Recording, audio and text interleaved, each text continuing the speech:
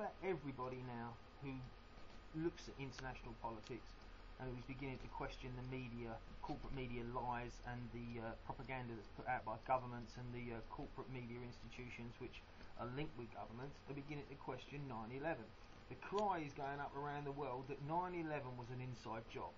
So this short speech is going to be about looking at the false flag attacks in history. Now, a fool says that my government doesn't lie. A wise man knows that all governments are built on lies. So what I'm going to do is I'm going to go through a quick rundown of some of the historically recorded incidents of false flag attacks. Now, one of the first ones that we can look at, which has a clear historical evidential trail, was before World War II, when Reinhard Heydrich of the SS in August 1939, during what was defined and came to be known as the Gleiwitz incident, staged a false flag Polish attack on German territory. This then allowed Hitler to mobilise the German army and mobilise German public opinion in order to stage the invasion of Poland. One of the first and most provable false flag incidents in 20th century history.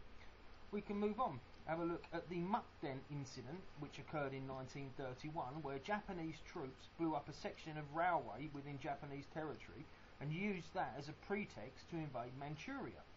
After that, in 1937, they claimed that the kidnapping of Japanese soldiers by the Chinese meant that they had to go into China and invade the country. So we see two clear examples of Germany, Japan, being involved in false flag attacks as a pretext for war.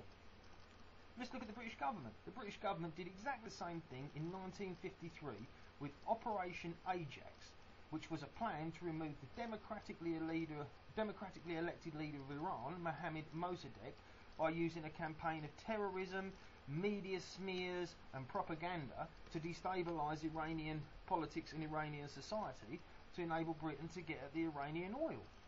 In 1954, Israel blew up US and UK companies and property in Egypt in order to destabilise Egyptian and Western relations at the time. This Lavin affair was only admitted by Israel as actually having occurred in 2005. Now we come to America. Now there's a fantastic example of American government duplicity and false flag terrorism in a secret military plan called Operation Northwoods, which was put forward by the American military in 1962. Now this plan, uncannily enough, proposed that that terrorists, in inverted commas, would hijack passenger planes and ram them into buildings on US territory, which could then be blamed on Cuba, and that would be then used as a pretext for the invasion of Cuba itself. So we see that the Americans had already formalised and finalised plans for such attacks as the 9/11 event. Now, everyone who has studied contemporary history will be able to tell you that Osama bin Laden was a long-term CIA asset.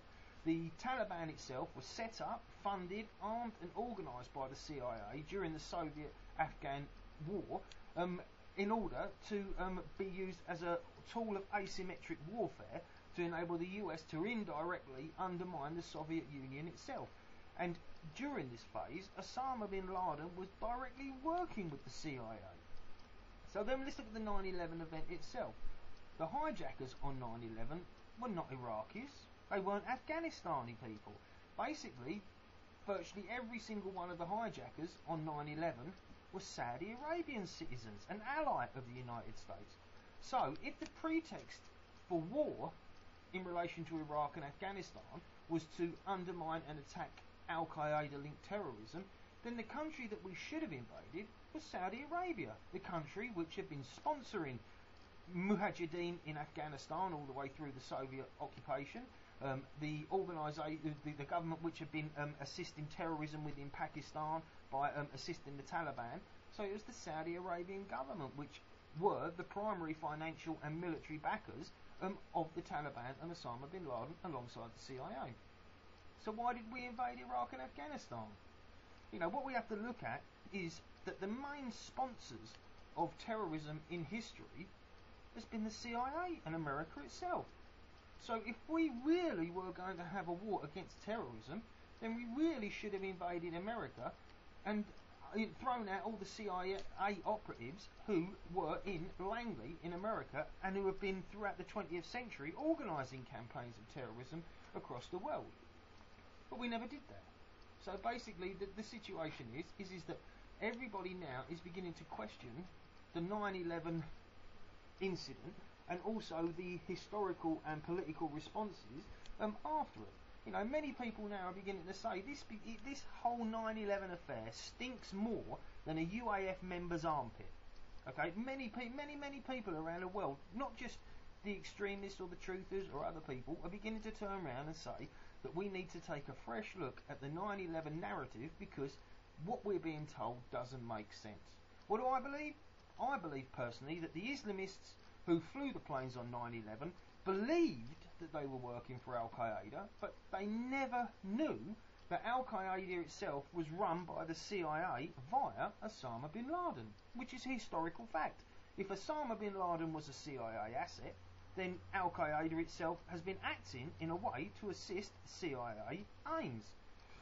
You know, basically, I think we're getting to a position now where questioning 9/11 doesn't mean that you're a nutter, which is how the corporate media, which, funnily enough, is linked in with the corporate organisations like Halliburton and the Carlyle Group, which directly profited from the 9/11 incident by their the corporate contracts which were made with the American military-industrial bloc, the billions that have been made by Halliburton and Carlyle in relation to selling weapons to the American army for the invasions of Iraq and the invasion of Afghanistan. You know, it's not just people on the edge who are prepared to question the official narrative now. It's beginning to move up through the military ranks as well. An American military officer a few days ago questioned the 9/11 official narrative. What we're looking at is what I believe is what Eisenhower warned us about in his farewell speech in 1961 when he said that we have to beware the growing power of the American military-industrial complex. What Halliburton and the Carlyle Group and the Saudi Arabian oil regimes, what these all represent is a nexus between the corporate structure, oil structure and economics. What we're seeing now is that basically the American dollar, as everybody knows, is predicated on its very existence on the global petrodollar recycling system. So therefore, war and economics have been fundamentally linked. We move on from the Clausewitzian ideal that war is an extension of politics. War is now an extension of economics. Anyway, so what do I believe? Yes, I believe that those Islamic nutcases who flew those planes really believed that by flying the planes into the buildings on 9/11 that they would reach some sort of heaven, and that there they would reach and they would gain 72 virgins in the afterlife who they would take care of. Well, personally, I hope that each and every single one of those 72 virgins that they're stuck up there in the afterlife with now all look like Joe Brand.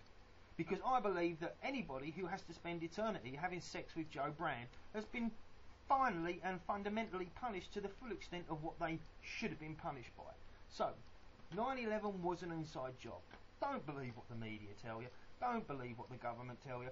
Get out there, do the research, look for yourself. Question authority. Don't submit to the lies that authority and the media pump into you. Anyway, speech over.